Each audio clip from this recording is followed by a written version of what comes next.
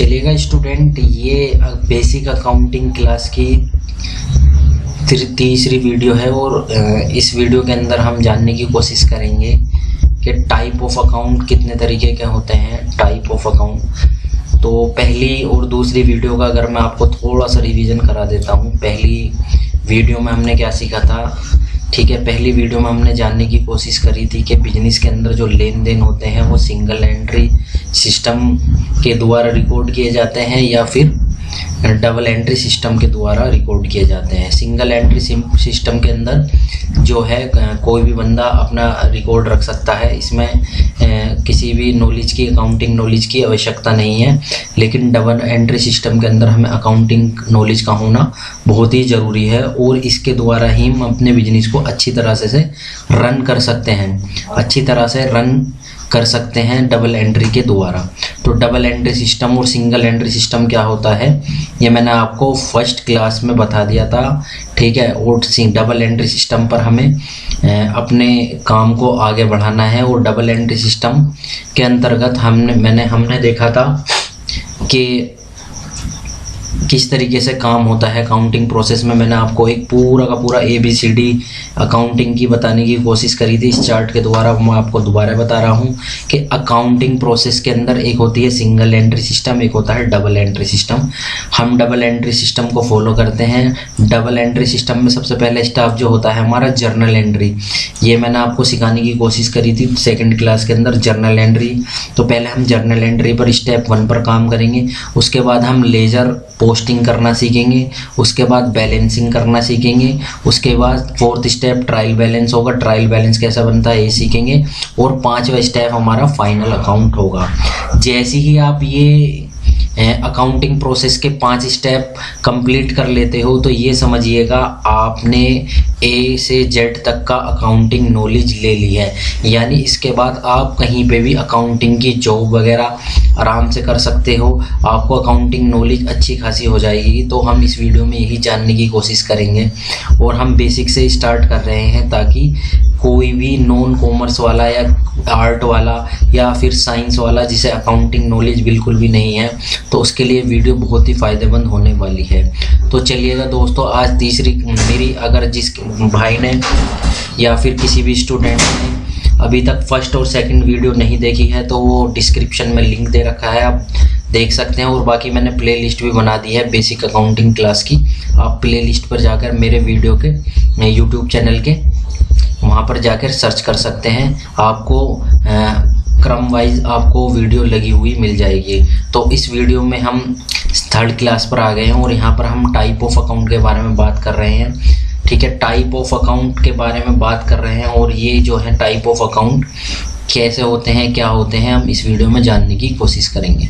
Second class का थोड़ा सा रिवीजन भी करा देता हूँ। जर्नल एंट्री कैसे करें, यानी स्टेप 1। अब हम स्टेप 1 की तरफ काम कर रहे हैं। स्टेप 1 है, अगर हमने 5 स्टेप अपने कंप्लीट कर लिए तो ये समझ लीजिएगा फिर अकाउंटिंग में आप चैम्पियन बन जाओगे।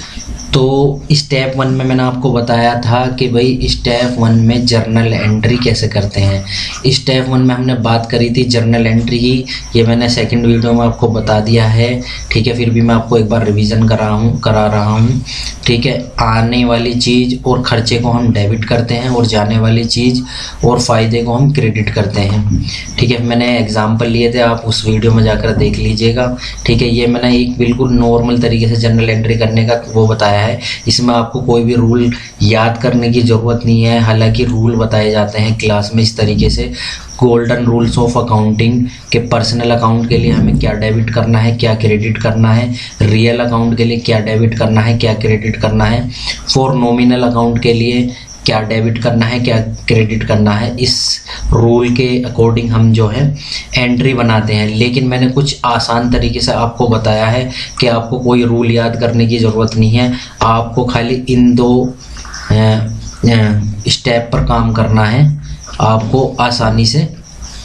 जर्नल एंट्री समझ आ जाएंगी। ये मैंने पहली सेकंड वीडियो में बता दिया गया है, ठीक है, आप सेकंड वीडियो देखोगे तो आप समझ जाओगे जर्नल एंट्री किस तरीके से करते हैं। मैंने आपको बेस बता दिया था, लेकिन अब हम रूल के हिसाब से जर्नल एंट्री करने की कोशिश करेंगे, वो आपको और भी आसान लगेगी। ठीक है, क्योंकि आपने ये हमारा पहले आसान तरीके से देख लिया था जर्नल एंट्री कैसे करते हैं। आज हम रूल के हिसाब से जर्नल एंट्री करने की कोशिश करेंगे। तो जर्नल एंट्री करने के लिए सबसे पहले हमें टाइप ऑफ अकाउंट के बारे में पता होना चाहिए। तो टाइप ऑफ अकाउंट, कितने तरीके के अकाउंट होते हैं। अक्सर लोग ये सोचते हैं टाइप ऑफ अकाउंट का मतलब तो बैंक में खाता खुलाना होता है। नहीं स्टूडेंट, बैंक में खाता खुलाना टाइप ऑफ अकाउंट नहीं होता। खाता कहीं भी खुल सकता है आपका। जैसे कि आप देखते हो प्रोविजनल स्टोर पर, कोई भी आपके आसपास परचून की दुकान प्रोविजनल स्टोर होगा, वो भी आपका एक खाता खोल देता है। ठीक है, आप किसी डॉक्टर के यहाँ पे उधार लेने चले गए, वहाँ पे भी आपका खाता बन जाता है। हॉस्पिटल में भी आपका खाता बन जाता है। तो खाता कहीं भी बन सकता है। तो आज हम इस खाते के बारे में पढ़ेंगे, अकाउंट के बारे में पढ़ेंगे, कितने तरीके के अकाउंट होते हैं। इन खाते के द्वारा ही हम जर्नल एंट्री के रूल बने हुए हैं, फिर उनको जानेंगे। तो सबसे पहले दोस्तों, खाते जो होते हैं 3 तरीके के होते हैं। एक होता है पर्सनल अकाउंट, एक होता है रियल अकाउंट, एक होता है नॉमिनल अकाउंट। ठीक है, personal account, real account, nominal account. तो सबसे पहले हम पर्सनल अकाउंट के बारे में जानने की कोशिश करेंगे, पर्सनल अकाउंट किसे कहते हैं। ठीक है, चलिए दोस्तों स्टार्ट करते हैं। तो दोस्तों, जैसे मैंने आपको बताया टाइप ऑफ अकाउंट कितने तरीके के होते हैं, 3 तरीके के होते हैं। एक personal account, real account, nominal account. तो हम पर्सनल अकाउंट के बारे में बात करेंगे। पर्सनल अकाउंट किन्हें कहते हैं। पर्सनल अकाउंट जो है उन खातों को दर्शाता है जो किसी भी व्यक्ति के होते हैं। व्यक्ति मतलब इंसान, जैसे मैं और आप। ठीक है, व्यक्ति ऐसी लिखते हैं। मेरी थोड़ी सी इंग्लिश हिंदी लिखने में थोड़ी सी दिक्कत है, पर आप समझ जाओ। व्यक्तियों के खाते को क्या कहते हैं? Personal account. जी स्टूडेंट, पर्सनल अकाउंट जो होते हैं व्यक्तियों के खाते को कहते हैं। अब ये भी 3 तरीके के होते हैं पर्सनल अकाउंट। एक तो होता है नेचुरल, एक होता है आर्टिफिशियल, एक रिप्रेजेंटेशन या रिप्रेजेंटेटिव अकाउंट। ठीक है, अब मैं आपको इनके बारे में बताऊंगा। नेचुरल अकाउंट किसे कहते हैं? नेचुरल का मतलब कोई भी बंदा, जैसे कि आप हो गए, मैंने आपका नाम मान लिया राम, मेरा नाम मान लो शाम, या कोई भी बंदा आप जिनसे मिलते हो। ठीक है, उन्हें नेचुरल पर्सन जो दिखते हो आपको, आप जैसे हो। ठीक है, यानी इंसानों को मान लो, इस तरीके से मान लो इंसान, आसान भाषा में। यानी कोई भी इंसान, कोई भी व्यक्ति, चाहे मेल हो फीमेल हो, सब क्या है? नेचुरल पर्सनल अकाउंट के अंदर आ जाते हैं। एक होता है आर्टिफिशियल अकाउंट। आर्टिफिशियल अकाउंट उन्हें कहते हैं जो इंसान नहीं होते।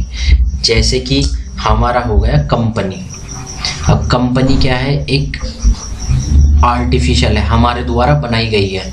यानी ऐसा कोई भी पर्सन जो इंसान के द्वारा बनाया गया हो उसे आर्टिफिशियल कहते हैं। ठीक है, तो आर्टिफिशियल पर्सन जैसे कि कंपनी, ये क्या हो गई? हमारी आर्टिफिशियल पर्सन हो गई। एक होता है रिप्रेजेंटेटिव अकाउंट। रिप्रेजेंटेटिव अकाउंट उन्हें बोलते हैं जो इंसानों की जगह रिप्रेजेंट करें।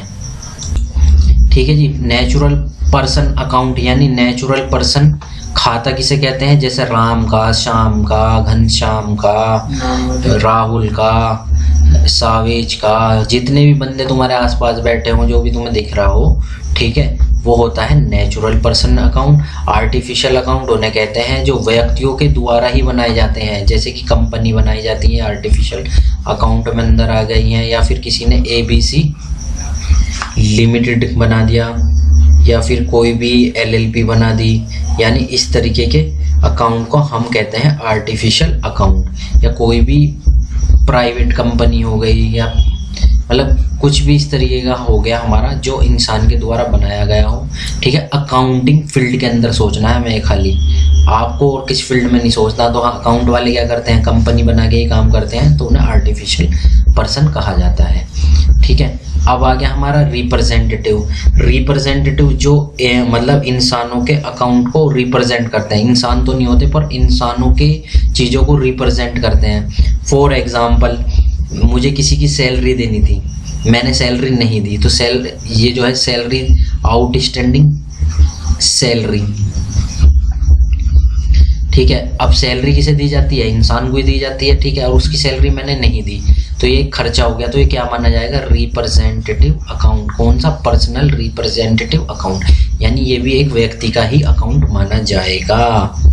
ठीक है दोस्तों, समझ में आ रहा है। या फिर मुझे मैंने किसी का रेंट देना था, मैंने पहली रेंट दे दिया उस बंदे को, प्रीपेड रेंट कर दिया, ठीक है, तो रेंट किसे मिलता है, इंसान को ही मिलता है, किसी और को थोड़े देते हैं हम।